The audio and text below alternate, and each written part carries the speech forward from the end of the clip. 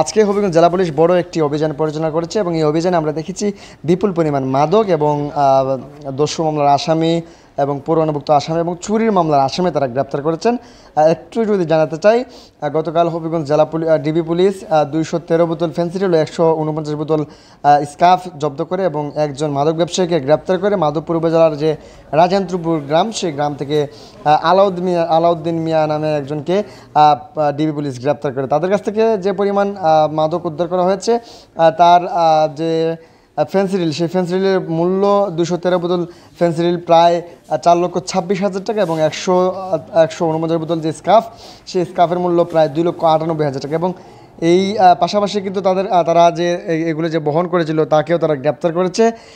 এবং আরেকটি যেটি ইয়াবা উদ্ধার করা হয়েছে বানিয়াচং থানা থেকে এবং একজনকে গ্রেপ্তার করেছে।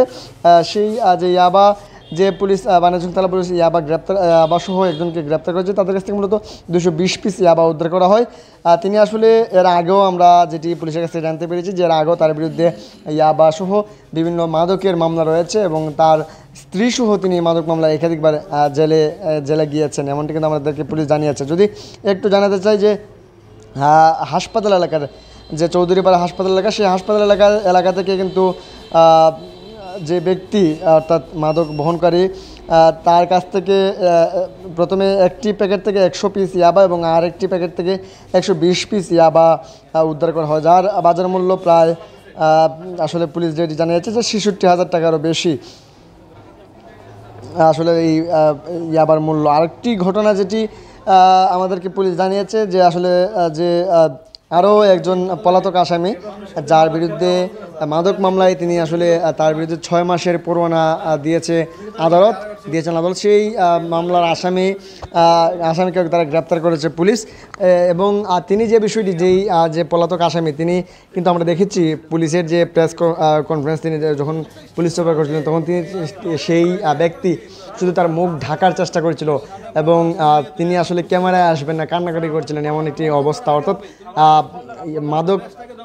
মাদক ব্যবসা করা যায় কিন্তু আসলে মাদকের ব্যবসায় যখন জেল হাজতে যেতে হয় তখন আসলে তাদের চেহারা আড়াল করার জন্য তারা চেষ্টা করেন, এমন কিন্তু আসলে দেখেছি আমরা। যেটি একটু জানাতে চাই, তার বিরুদ্ধে কিন্তু 6 মাসের কারাদণ্ড এবং 1,000 টাকা অর্থদণ্ড করেছিলেন হবিগঞ্জের আদালত। তাকেও আসলে আজকে গ্রেপ্তার করা হচ্ছে। পাশাপাশি যেটি একজন চোর, যেটি টমটম চোর, গত 14 তারিখে হবিগঞ্জ সদর থানা হবিগঞ্জ সদর হাসপাতালের ভেতর থেকে চুরি করে নিয়ে যায় চোর এবং এই চুরি করার পর হবিগঞ্জ সদর থানা পুলিশ অভিযান চালিয়ে তাদের কাছ থেকে যে চোর তার কাছ থেকে মোহাম্মদ কাউসার মিয়া চোরের নাম, তার কাছ থেকে 2টি নীল রঙের মাস্টার চাবি যেগুলো দিয়ে আসলে চুরি সংগঠিত করে সেই চাবি উদ্ধার করা হয়েছে এবং এই টমটমটি উদ্ধার করা হয়েছে। চুরি করো তোমার মানে এই যে পুলিশ গ্রেপ্তার করে বারবার, আবার কেন চুরি করো বারবার? গ্রেপ্তার দেখালি একবার একজনের কথায় গ্রেপ্তার হয়েছে, আমি তো আর তো আমার টানা তুমি কেন চুরি করো কেন এটা বলো? ক্লিপ নিয়ে নিলে কেন চুরিটা করো কেন সেটা বলো, সত্য করে বলো। করি না স্যার, আমার হাসপাতাল আমি একজনকে মারছিলাম, আমার ধরা গেছিল খাইয়া আমার তো আর কিছু বলো না, আমার মার ধরে স্যার আমরা 2 নম্বর পুলিশকে দোকানো নেওয়া।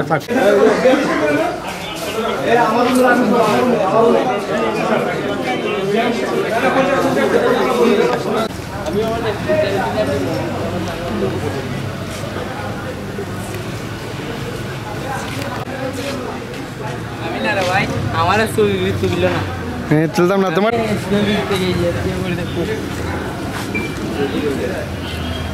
মাথা ওঠে না